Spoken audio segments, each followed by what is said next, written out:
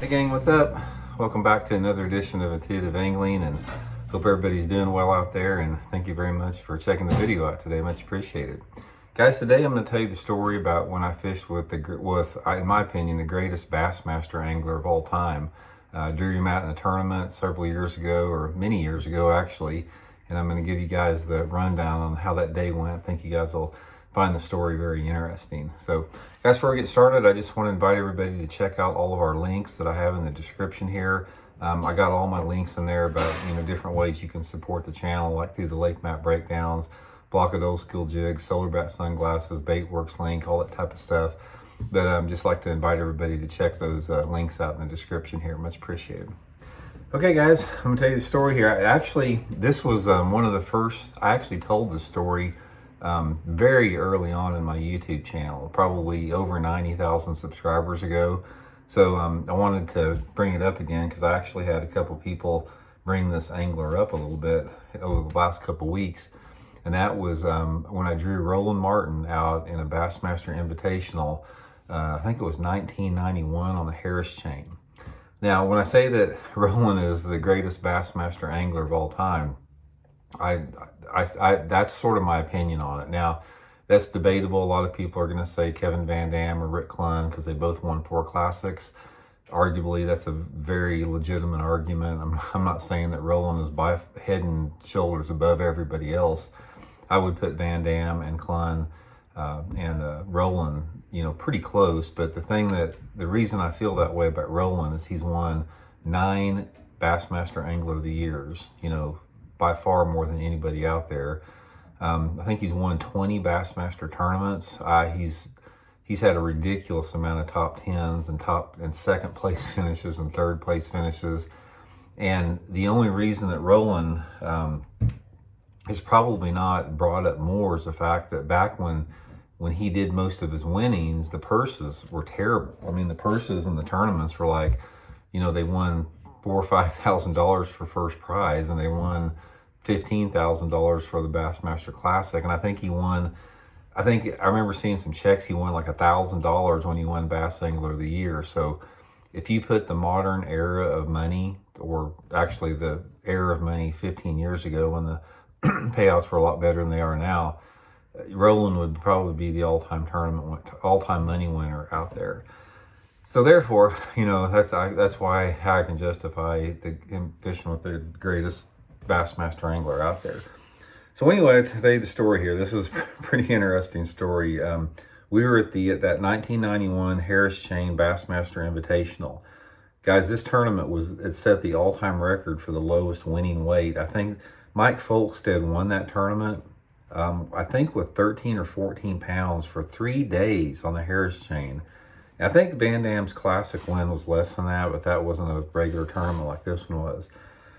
14 pounds for 3 days. You tell me that wasn't some tough fishing. And that was like in the late winter, where now it's 30-pound bags out there. I think they had some big fish kill. I can't remember what the deal is with it, but it was next to impossible to get a bite. I think it only took something like 3 pounds to get a check in the tournament. So Roland and I, we drew each other out the last day of the tournament. It was a 3-day tournament, and the first 2 days of the tournament, neither one of us did any good. And we were not way down in the pack, because if you caught a fish or two, you were way up in the pack. So we hadn't had it. I don't even think we'd caught one, or maybe I had caught one. I can't remember. Maybe one of us had caught one over the first 2 days. But regardless, we were not out of it. I mean, 14 pounds won the tournament. So what happened is when I drew Roland out, I knew Roland sort of had a creative mind as far as getting into hard places like I do. And the second day of the tournament, I was running past this one area in Lake Eustis, and I noticed there was a little canal that was super, super narrow that I pulled up to with my boat, and I couldn't get in there with my bass boat. I had an 18-foot bass boat at the time, but I knew if you had like a little aluminum boat or something, you could fit through that thing. So I knew nobody had been in there. So anyway, I drew Roland out, and we're talking, and I said, I got an idea for you here, Roland. I explained the situation. I said, do you have any access to an aluminum boat? And he goes, son, he goes, just like he is on TV, son, that sounds like a great idea. He goes, let me make a couple calls. So he calls down to his marina. He had a marina in Lake Okeechobee there. And he comes back, he goes, man, I got us one. He goes, I got us a 16-footer with I think it was a 35 horse motor on it. He goes, we're all set. They're going to bring it up here tonight, man. We're going to get in there. And Roland is jacked, man. He's like a little kid in a candy store ready to try this adventure. And so am I. I'm like, man, we may get in there and we might both finish first and second in the tournament, because this place, maybe there's a bunch of fish. I didn't even know what was back there. I mean, I looked on a topographical map. Back then, we didn't have Google Earth. We just had topo maps. And I could see a little lake back there. There was this little canal connected it to a little lake that was maybe, I don't know, the lake was probably 3 or 4 acres big, maybe 5 acres. It wasn't very big, just a little lake. So anyway, I meet Roland over there the next morning in his motel room. And I get there, I think we had to launch. Our first flight took off at like 7 o'clock. So I get over there like at 5:30 in the morning, and it's just a few minute drive over the ramp. And Roland's not ready at all. He's like, he just got out of bed. He's got rods all over the place. And I get in there and he goes, man, I need to spool up some rods. So he's spooling up rods and he's all excited about the day, and we're talking about it. And I'm like, I'm absorbing every second of it, because here I'm in the hotel room of the greatest bass fisherman in the world. And me, 1991, I was, in my late 20s, I think, maybe, yeah, probably my late 20s, right around 29, 30, something like that. So I'm like, having this conversation with Roland Martin, who I've been reading about since I was sitting in my, grade school, seat in Duquesne Elementary School. So he's not in any big hurry, man. He's spooling up line. He's, getting everything ready. He's like, we finally get in the truck and we make it there with not much time left. We just, got there right at the edge of time. We get in the little aluminum boat. I got, 3 or 4 rods. Roland's got 3 or 4 rods. And so we take out across there, man. We take out across the lake, going about 15, 20 miles an hour. It's about as fast as that boat would go.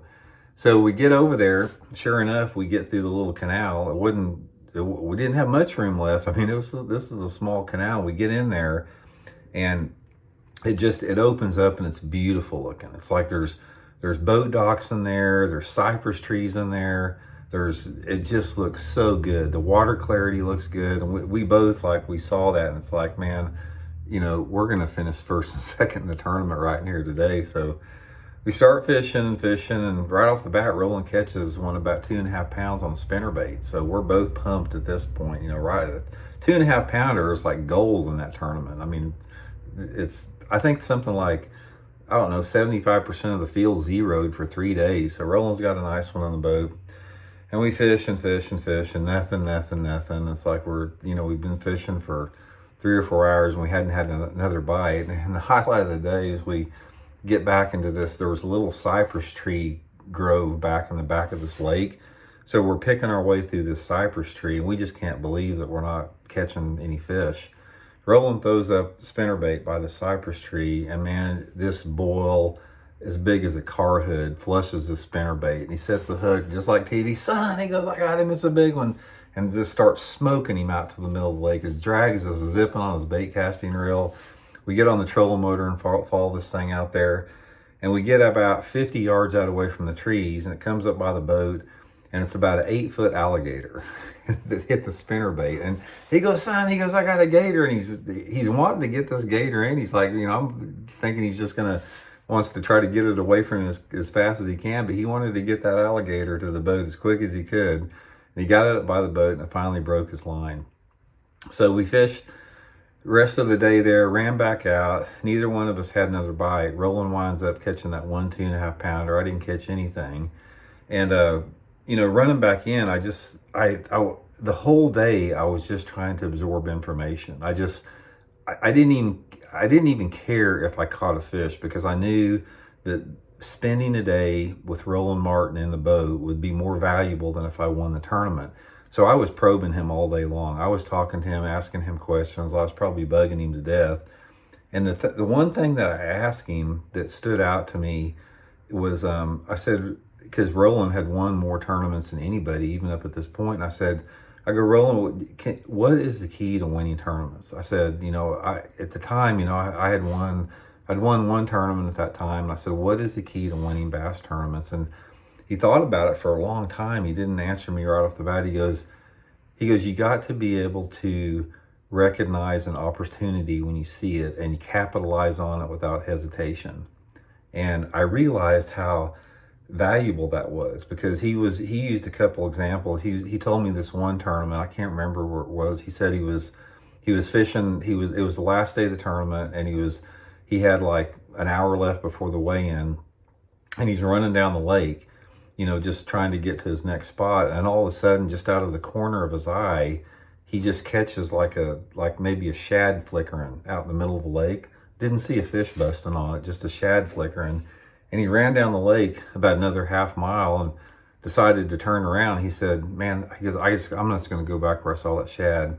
Turns back around, goes back into the area in the middle of the lake where he saw the shad flickering, and gets into the area as close as what he thought it was. And he wound up catching, I can't remember, he said like 20 some pounds in like 15 minutes and won the tournament off of that. That's what he was using as an example of recognizing an opportunity and capitalizing on it. But anyway, guys, that was my day in the boat with Roland Martin. Quite memorable. I've had the chance to draw a lot of the big names, guys. I've drawn Denny Breyer, I've drawn Larry Nixon, I've drawn Tommy Martin, I've drawn Hank Parker, I've drawn Rick Clunn 4 times in tournaments.